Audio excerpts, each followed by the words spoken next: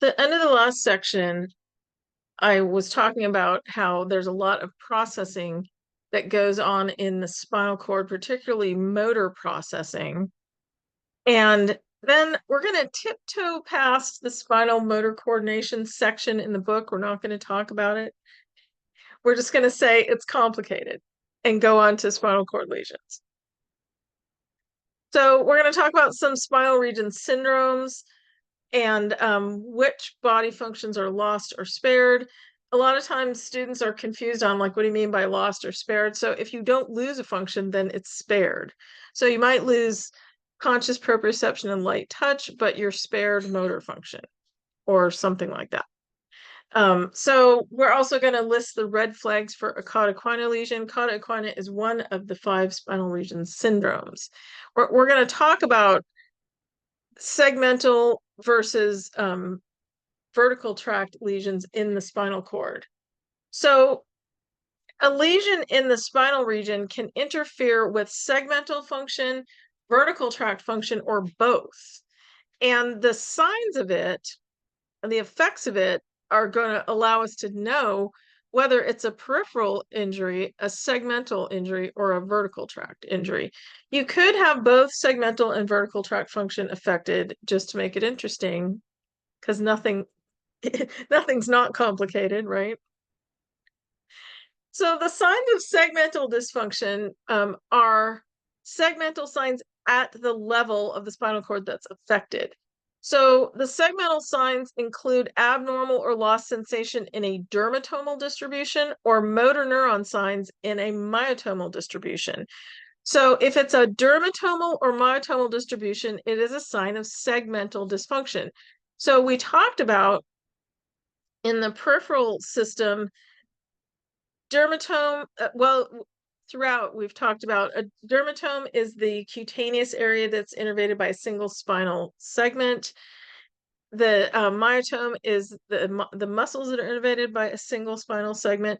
So if you have signs in a dermatomal or myotomal distribution, that is a sign of segmental function. If you have them in a peripheral nerve distribution, that's a sign of peripheral dysfunction.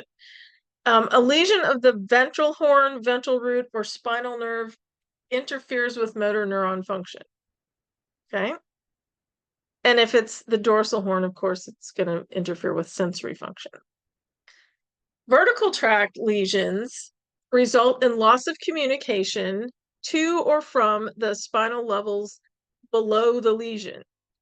So ascending tract signs include problems with regulation of blood pressure, sweating, and bladder and bowel control. So it's affecting the vertical autonomic tracts. Descending tract signs include paralysis, spasticity, and muscle hypertonia. If the lateral corticospinal tract is interrupted, then Babinski's sign is present. So Babinski's sign is a reflex test where you sort of scrape your thumb along the bottom of the sole of the foot, and a positive Babinski sign, the toes splay out.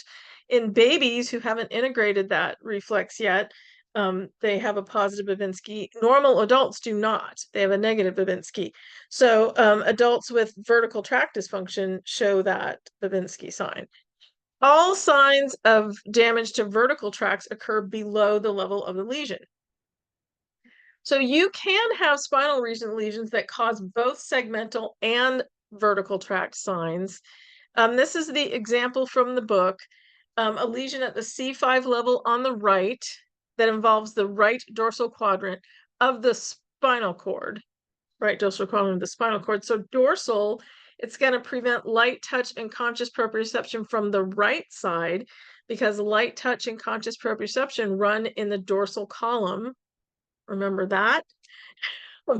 And you're not going to get that information from below C5. So that's the vertical. So there you have segmental and vertical.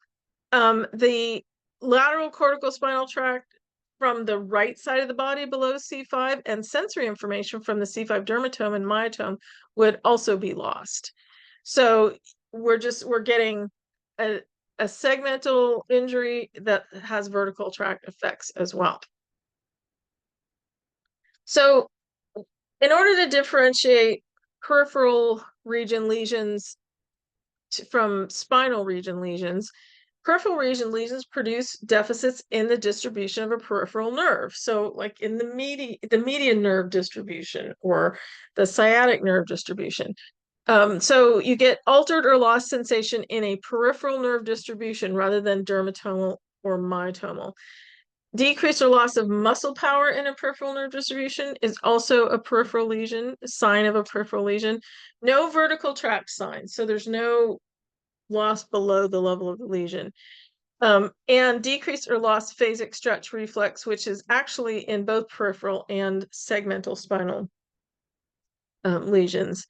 So spinal region segmental signs occur when nerve roots or spinal nerve roots are compromised. So if, say you had stenosis of the intervertebral foramina, that could cause a spinal nerve to be compromised. Segmental signs are altered or lost sensations in a dermatome or decreased or lost muscle power in a myotome versus peripheral nerve distribution, and also loss of the stretch reflex, but that's in both, so it's not a differentiating sign. Vertical tract signs include altered or lost sensation below the level of the lesion. Altered or lost descending control of blood pressure, pelvic viscera, and thermoregulation. That's the autonomic part of it. Motor tract signs include decrease or loss of muscle power, spasticity, muscle hypertonia, and if the lateral corticospinal tract is involved, a positive Babinski sign and clonus. So those are all motor tract signs, and they occur below the level of the lesion. Okay. So spinal region syndrome. So this is a diagram from the book, and it is really small here, but the dark part on the cross section of the spinal cord is showing basically what part of the spinal cord is affected. So in the top one, the anterior 2/3 of the cord are affected. So we have to think about what's in the anterior 2/3 of the cord to know what the effects are going to be, and we'll talk about it. In letter B, the top right, the middle part of the cord is affected. In letter C, the bottom left, it's a hemisection of the cord. So 1/2 of the cord is affected. And in letter D, that's called Equine syndrome. So it's not actually the cord itself, it's the nerve roots, the axons down at the bottom of the cord. And so we get some different symptoms with that. We'll talk about each one of the syndromes. So anterior cord syndrome is typically caused by a disruption of blood flow in the anterior spinal artery. So if you recall, I briefly said that the anterior spinal artery serves the anterior 2/3 of the spinal cord. And so ischemia from disruption of the blood flow in that artery damages the anterior 2/3 of the spinal cord.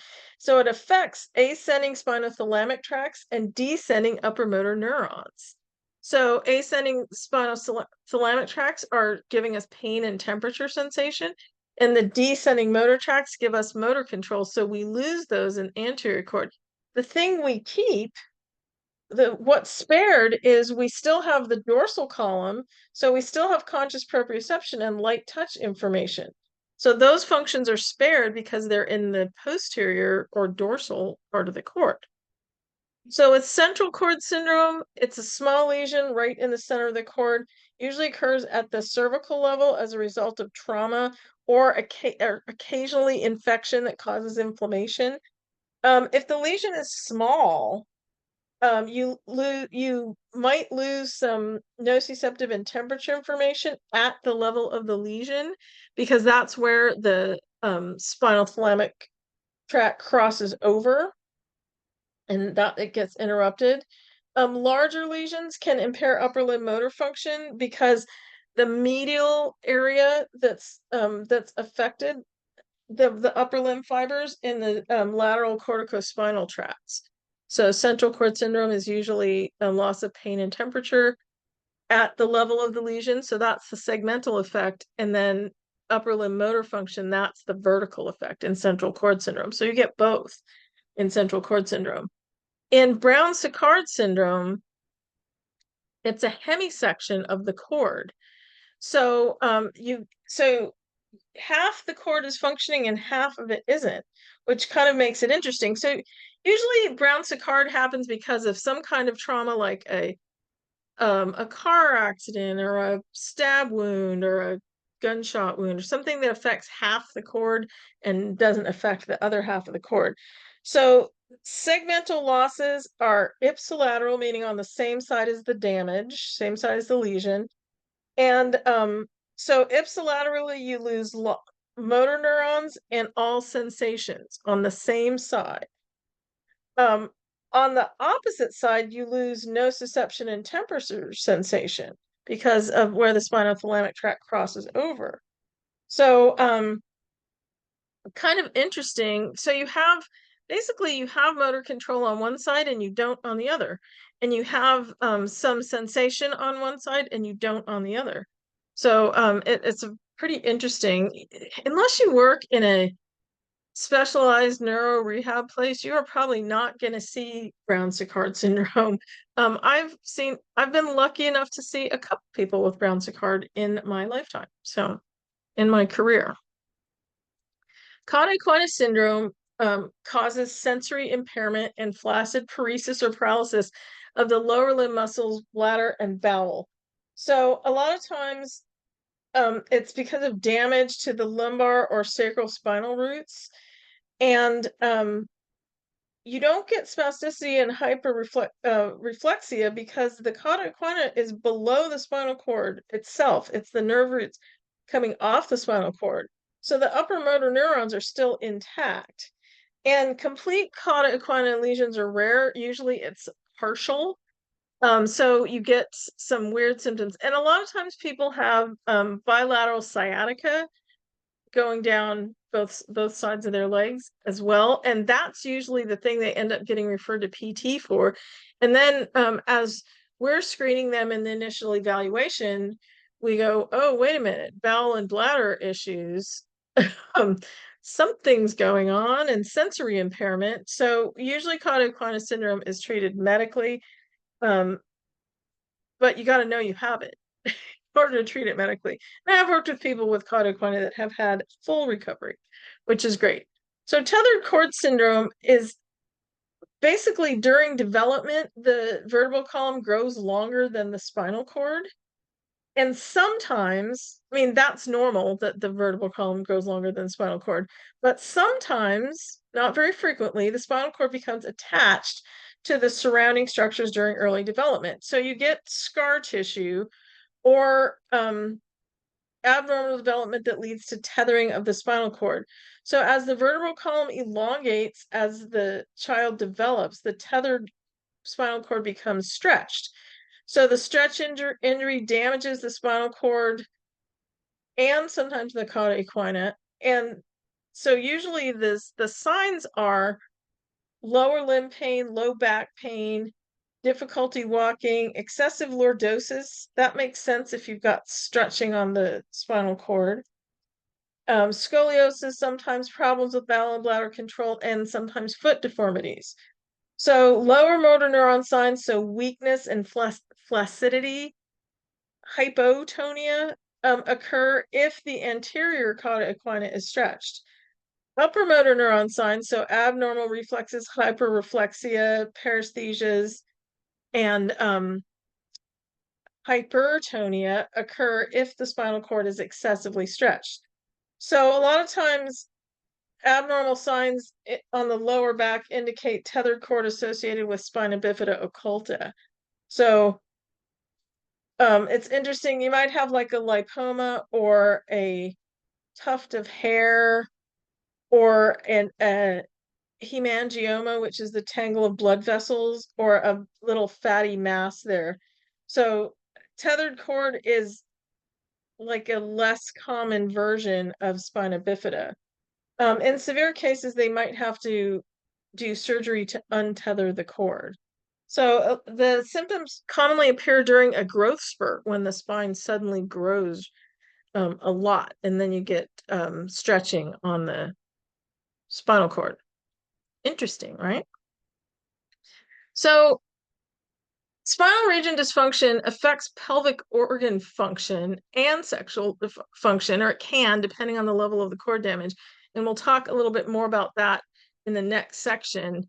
But the effects of spinal cord lesions on bowel control and sexual organ function is similar to the effect of spinal cord injury on bladder function, which we'll talk about in the next section.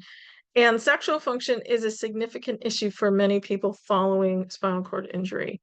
So we're going to talk a little bit about the effects of spinal injury and the symptoms associated with spinal cord injury, but then the treatment for spinal cord injury, which is covered in the book, you're going to cover that next quarter in your neuro rehab class.